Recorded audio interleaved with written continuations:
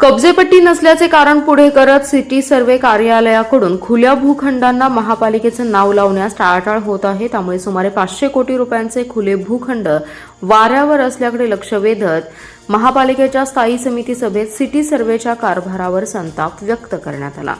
सभापती अतुल माने यांनी जिल्हाधिकारी कार्यालयासमोर आंदोलनाचा इशारा दिलाय।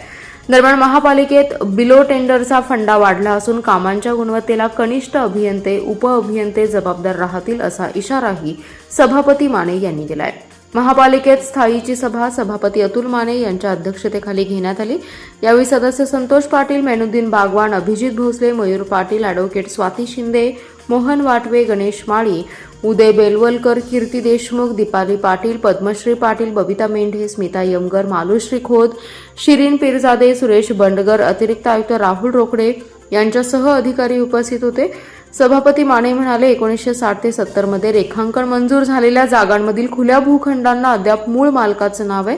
अशा भूखंडांचा परस्पर बाजार होऊ शकतो, त्यामुळे या भूखंडांना महापालिकेचं नाव लावावं यासाठी सिटी सर्व्हे कार्यालयाला प्रस्ताव पाठवलेत। मात्र कब्जेपट्टी नसल्याचं कारण देत महापालिकेचं नाव लावलं जात नाही।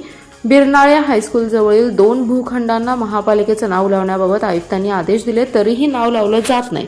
ही बाब गंभीर आहे। याबाबत सिटी सर्व्हे कार्यालयाच्या अधिकाऱ्यांनी योग्य निर्णय न घेतल्यास जिल्हाधिकारी कार्यालयासमोर आंदोलन केलं जाईल।